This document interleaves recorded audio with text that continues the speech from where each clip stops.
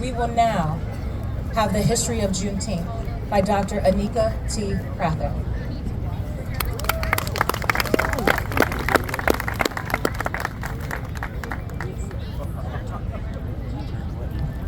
Hello, everyone. I just want to do a little bit of a timeline for you to kind of tease out the details of things that led up to Juneteenth and what we can learn from that. So here we go.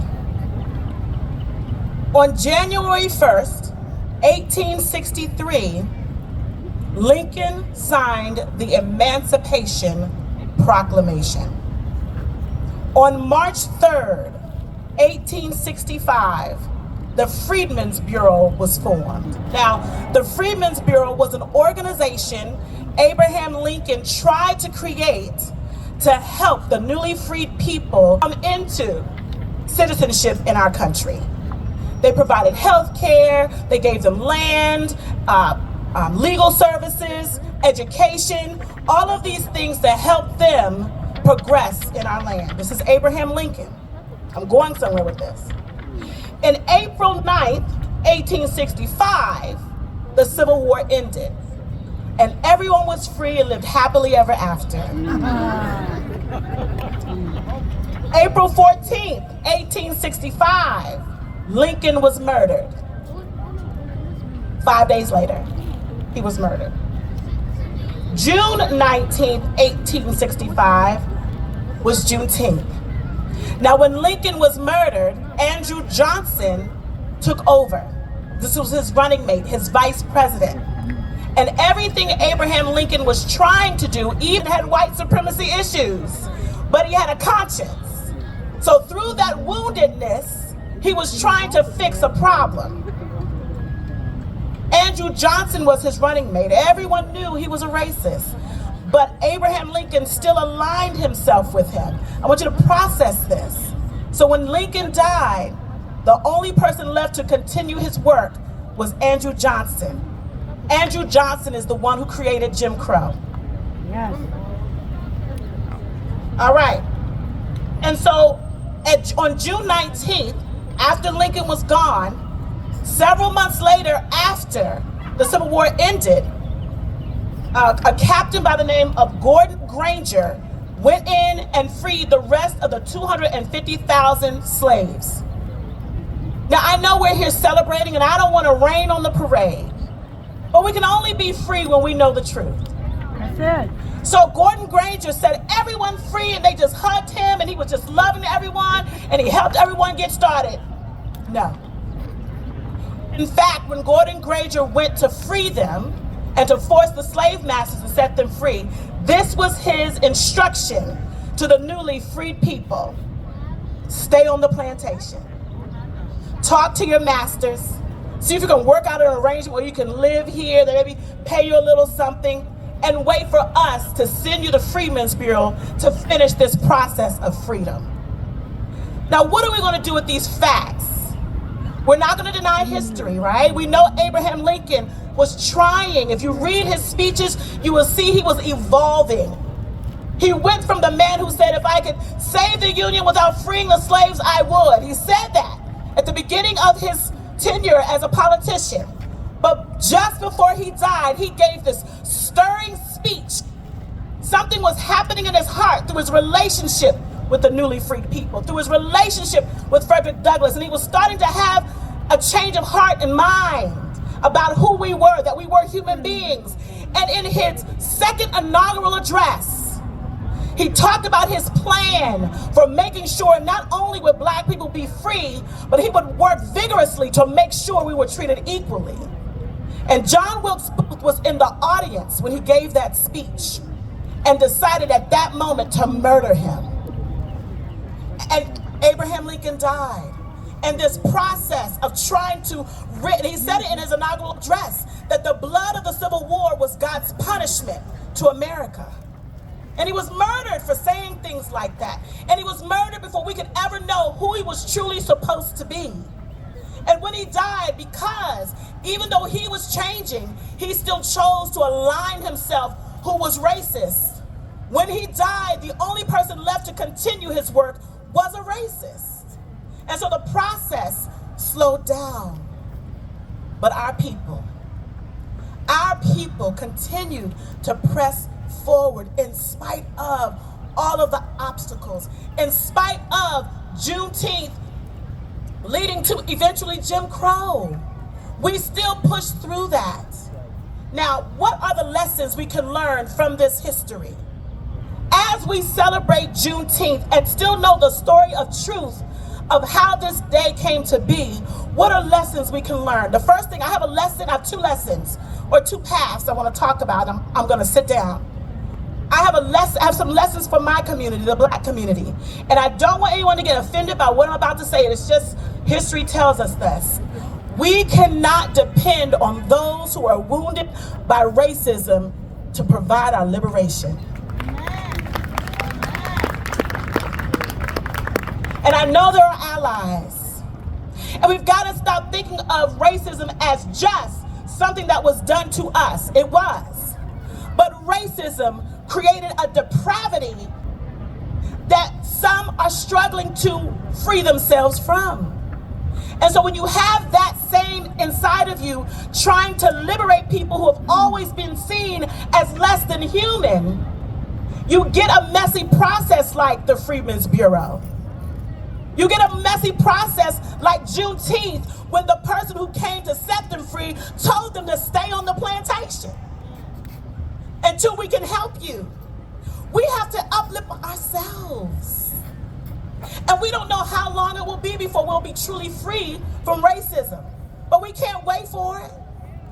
So how do we liberate ourselves? I'm an educator, so I'm going to talk about education. That is the main way to liberate ourselves, is how we educate ourselves and the next generation. It is important for us to know our history, every nook and cranny of who we are. And it is important for us to know that our history began before 1619. There was a time when we were kings and queens and warriors, and we ruled the universe. And our children don't know that. They don't know about the Mali Empire. They don't know about the great pharaohs. They don't know about Cush and Ham and Ethiopia. They don't know about the warrior queens, Kandeki. They don't know who we were before captivity. So we got to go back there. You got to educate them there. Most schools start at 1619. And they talk only about slavery. They only talk about our captivity. And they only talk about what Jim Crow did to us. But they don't talk about how the Greeks used to call us to help them win wars. Yes. Because we were such a mighty people. Yes. And you got to teach them that. And if you're a Christian, you got to teach them that Jesus was made up of all of our blood. And we got to teach them the truth of who we are. Okay, so that's the education piece. And that's not just for the little Black schools. That's every child. White, Black, no matter what race you are. Because this is how we free ourselves from white supremacy. That not only are we equally human, but our history is just as important as anybody else's history. And it started at the beginning of time. And all of medicine and all of science, that is where liberation will come from. We must teach our children that. To love themselves, to love their skin, to love their hair, because it is beautiful and fearfully and wonderfully made. And no matter what society tells us, we are kings and queens just like anybody else. So we got to start with education. Our Black children need to know that. Everybody's child needs to know that, so that when they're on that playground, they don't look at them as something less. And that our children walk with their heads held high and recognize who they are. But we can only do that for ourselves, because people are still wounded. And it's hard for people who are wounded to truly provide liberation. So education. And then after they've learned their own history, they must learn the history of every place that their ancestors set their foot on. Absolutely. Right? We were in Africa, and even though slavery took us literally all over the world, we own those spaces because we helped create those spaces. The ground we're walking on right now, your ancestors probably laid the bricks and probably laid the ground. Yeah, we did. So every every foot, whether you were in the Caribbean, whether you're in Europe, whether you're in America, no matter where you were in the world, your ancestors are on every single continent. And so we got to expand our young people's mind beyond just African and African American history, and they must learn the history of the world. Because that is what will liberate them so they can navigate this world that still believes they're not quite equal. Give them the knowledge of the world. Give them the knowledge of America. Some of us, and I'm one of them, I struggle. We're so frustrated with the racism that still is present that we won't teach them American history. But you can teach them American history as you tell them the truth about their history. Make them learn how to read that Constitution and understand what it means to them. Make them understand what the 3/5 clause was all about and how we had to come through that. Teach them American history, because even with its horrible past, every structure, from what Benjamin Banneker did and how he designed the Washington, D.C., every part of America belongs to Black people, just as much as it belongs to everyone else. So teach them about their country. James Baldwin says, I love America, and because I love it, I can critique it. That's it. Set your children free by teaching them about this country that is their home, so that they can continue the work of liberation because they have the political knowledge to do so. So that is the path for African American people. And finally, for my white brothers and sisters who want to join us in this celebration of Juneteenth and want to join us as Lincoln tried to do, as Viola Liuzzu lost her life trying to do, as every white person in history who has tried to join in with emancipation, the Underground Railroad, the abolitionist movement. Make sure you are doing a soul search, that you have rooted out every trace of white supremacy and racism in your being. One way to assess it, and this is what we can learn from Abraham Lincoln, who probably thought he was doing a good thing for our people, but he aligned himself with a racist. Yeah. Know how to recognize someone who hasn't been delivered from racism yet. And as you do this work, keep your eyes open. Because if they're saying things, I don't care how micro or macro aggressive it is, if they're saying and doing things that don't just look right to you in your spirit, break that bond. Because they can't help you do the work of liberation if they're still chained to racism. And so as we move together and celebrate the work of freedom that has happened in the past and that is continuing to happen, let's search our hearts. Let's make sure we're giving the right education to all children. And let's dismantle and remove and root out every trace of racism and white supremacy in our hearts. Because the only way we can root it out of the DNA of this country is if we remove it from our hearts. I want to end with all of us singing "We Shall Overcome," because the work is not finished. We're celebrating today, but I want us to learn from the lessons of Juneteenth, that when someone tells you, just wait here on the plantation until I can send more people to set you free, we getting off the plantation. We will elevate ourselves, and we will join together and do the work of freedom that our ancestors started. We shall overcome. We shall overcome.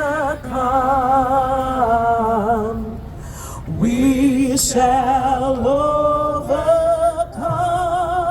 someday.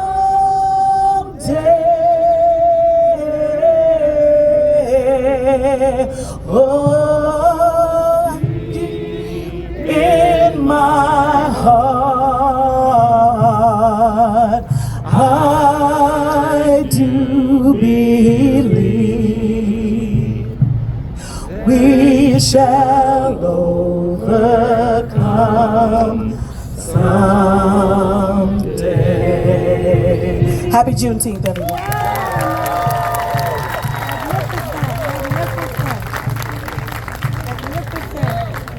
What beautiful words. Thank you again, Dr. Prather.